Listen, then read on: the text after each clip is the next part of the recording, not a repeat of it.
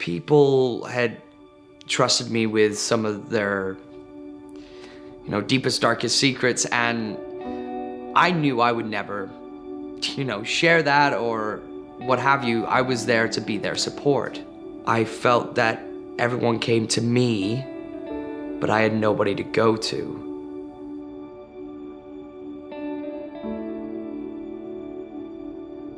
I was born actually in Edmonton, but I was raised for a good portion of my life in England. And I actually went to church almost every week because it was something just the community did. So in 2008, me and my family, we got up and left England, moved to Canada. We didn't have time or the thought to go to church. Being the positive person, I was shoving down some of the negative emotions, and it just built up and built up and built up.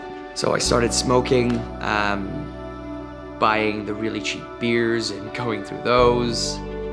Just any sort of release that I could just, forget about my issues. And it came to summer 2016, and I had hit the newest low in my life.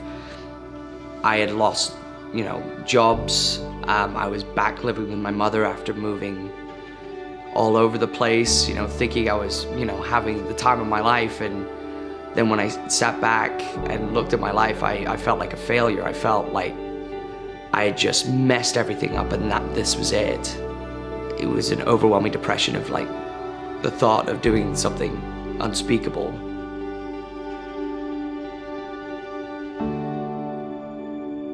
Right at the beginning of 2017, I got introduced to now a very, very good friend of mine. And he had been coming to Celebration Church for, like a couple of years now.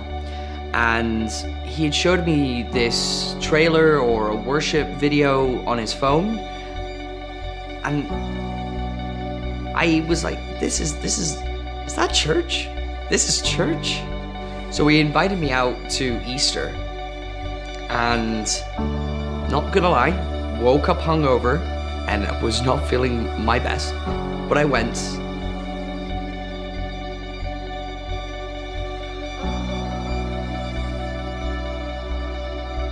When Pastor Dennis went up for his message, and I can't remember if it was something Pastor Dennis had said or whether it was an analogy I put in my head, is that Jesus is there the whole time. It's almost like you're there sitting at a coffee shop, he's across from you, non-judgmental, he loves you.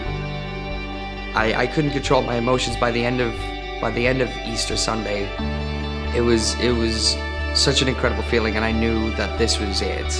I made my decision right there and then to follow Jesus. I went to Next Steps, found out the process to get baptized, and when I finally decided, it was October of 2017, and that was a huge day.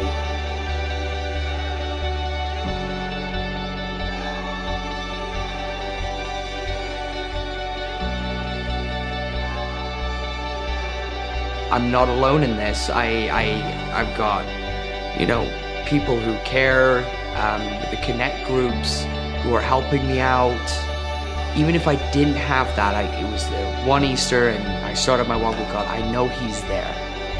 I was always willing to go to church. I just needed somebody to invite me, and that one invite, Easter Sunday, changed everything.